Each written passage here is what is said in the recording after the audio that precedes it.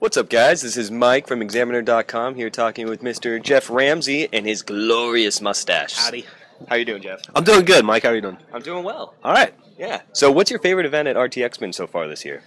I really like doing the panels. We've done 2 Achievement Hunter panels, and getting to have like direct interaction with the audience where you get to kind of have like a Q&A session is probably the most fun thing I've ever done. Right. Yeah. And why is that exactly? Because people have really interesting ideas and insights about the things you do, and they have sometimes great questions that kind of make you think, oh, I never looked at it that way before. And also, there's just a ton of stuff that happens in Rooster Teeth and Achievement Hunter that doesn't make it on camera, and it's nice to be able to share those like behind the scenes moments. And I don't know, it's like hanging out with 4,000 of your best friends on a sofa together watching TV, just having a conversation. It's fun. Yeah. Oh, that's awesome. So, you've seen a lot of growth this year, particularly with Achievement Hunter. You guys have split off to the Let's Play channel a little bit. Yeah. So that's a little bit over a year old now. So how has that been in terms of having to change the way you guys do things? Well, it's made everything more complicated and a lot more work. We went from editing 3 and 5-minute videos to editing, 2-hour recordings into 45-minute videos. But honestly, we're just trying to keep up with Ruby and the success they've had. We're kind of like just trying to follow in their shadow. Right. Yeah. Well, and particularly because you guys are the ones who put out the most consistent content. Yeah, do you sometimes feel the pressure of having to perform, I suppose? I used to a little bit, but I'm lucky enough that my previous career I was a journalist on a newspaper. Okay. And so working for a newspaper, you would get up every morning and you'd have to create an entire newspaper, reinvent the wheel, go to bed going like, whew, that was great, and then wake up the next morning and do it all over again. Right. It was a constant grind. And so when we started Red vs. Blue and we started making a video a week, that was actually kind of easy in comparison. And so it's just something that I guess I've been kind of forced to be attuned to for so long that it just kind of becomes second nature. But there are moments, when you're like, oh, we got to make 60 videos this week. That's a lot for 8 people. Right. But yeah, I don't know, you get kind of used to it after a while. Yeah. Well, particularly for you being the head of Achievement Hunter, does it sometimes feel as though it's this tough balance between trying to be their friend and also trying to be their boss and their manager? It's a really interesting question. It's something I've been struggling with. It is a nightmare, actually. It's hard to be like, to pull, and luckily this rarely happens. But yeah, it's hard to have to be somebody's manager and then 5 minutes later say, all right, we're going to play video games for the next 2 hours and be best friends. Right. It's something difficult to struggle. I try to balance it by not being very good at being a manager. So Nice. Very intentionally done. yeah, just let them walk all over me. Good stuff. So, along with that as well, how would you say that that's changed you as a person in the last few years of having to adapt to that big change? It's made me older, and it's beaten me down quite a bit. Yeah, I don't know. I'm tired. It's been a really long, it's been almost daily content for 11 years straight now. Right. Yeah, it's diminished me, I would say. Do you sometimes miss the good old days? It's funny.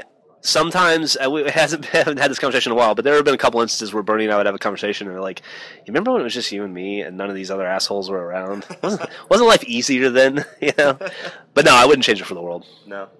That's awesome. So, moving on a little bit to Red vs. Blue, how has that role changed for you in terms of the creative process since you've been so busy with the Achievement Hunter stuff?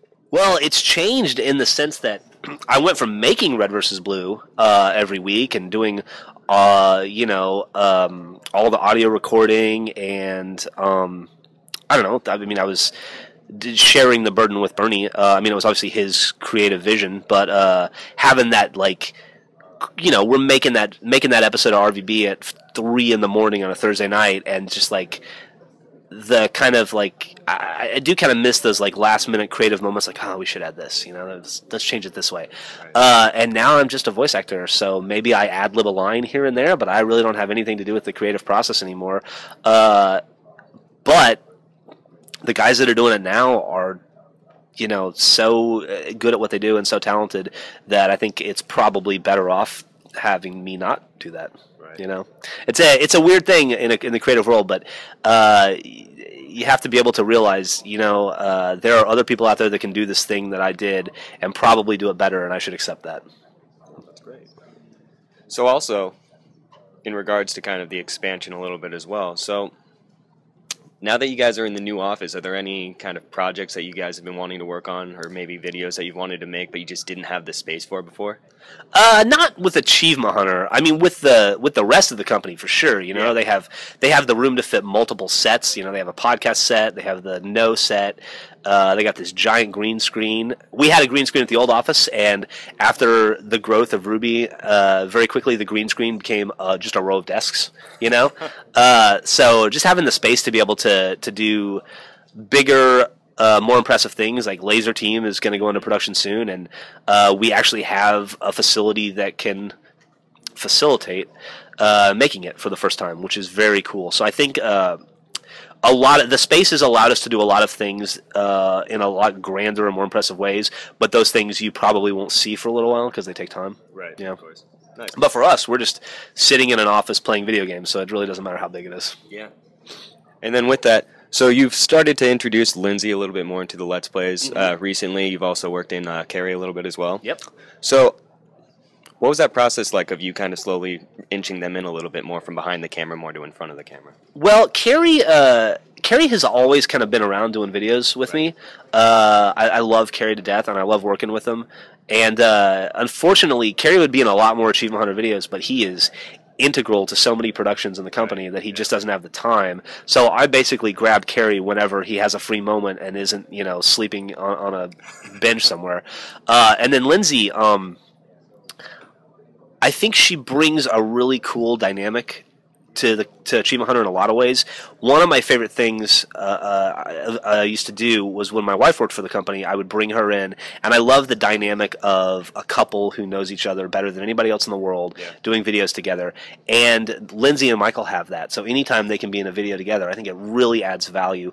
Also, it's nice to have a girl in a video, because it's just a sausage fest without her.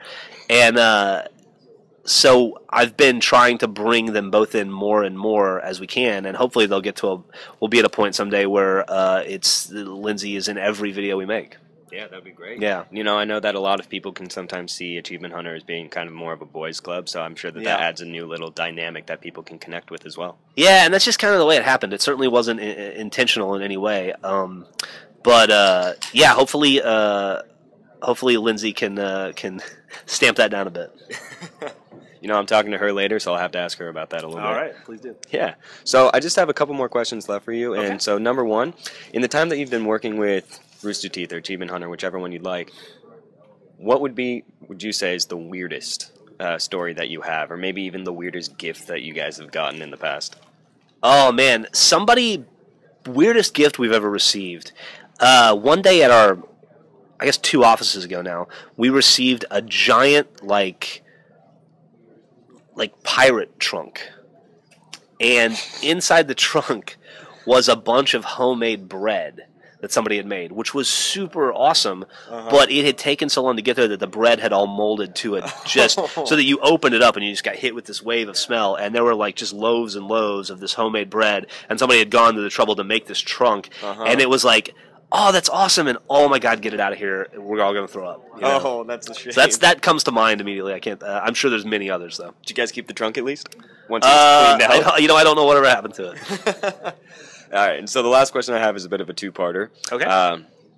Number one is just kind of, how does it feel to know that you have all of this that you've been a part of? It's kind of indescribable. I feel lucky enough from day to day, just getting up and going to work with my best friends and getting to play video games. But then and it's nice to see numbers on the internet and go like, wow, 1 million people watched that Minecraft video. That's awesome. But to see 30,000 people at an event and know that they all appreciate what you do enough to take time out of their personal lives to come and spend a weekend in it is, God, I don't know. It's hard to put in words. It's fucking cool. Yeah. Yeah. Good stuff. And then just finally with that, is there any moment that you can think of, could be like today, could be this last weekend, or could be any time where you looked at whatever was happening with the company and you thought, I made the right decision. This is exactly what I wanted to do.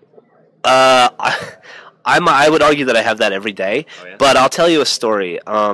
Very early on in the creation of Red versus Blue, when we still had our tech support jobs, this is pre-YouTube, so there was no place, there was no video, there was no Vimeo, no YouTube Right. to put your videos up online, so you had to host them yourselves. So we were hosting Red versus Blue on a spare computer in Bernie's office, and we just put it under the desk, and we hoped nobody at the company would notice. And this is, I want to say, like episode 2 or 3, but at some point, like the head of the IT came into the room. We were just having a conversation. He goes, "What is going on in this room?" And we go, "What do you mean?" He goes, He's like, "The bandwidth for the entire company is pegged, and we've located it to this room. What is happening in this room?" And we looked over at that computer, and the hard drive light was going like that. And Bernie just goes, "Nothing," and he just turned the computer off. And he goes, "All right, but I'm going to figure this out." And he leaves. And we just kept the computer off for the rest of the day. And that was the point where we realized, wow, this is something big, that people are interested in. Well, great. Thank you so much. I really appreciate you taking the time to No talk problem. to us. Thank you. Yep. So, again, this has been Mike Hughes here at RTX 2014 with Mr. Geoff Ramsey. So, keep it classy, guys.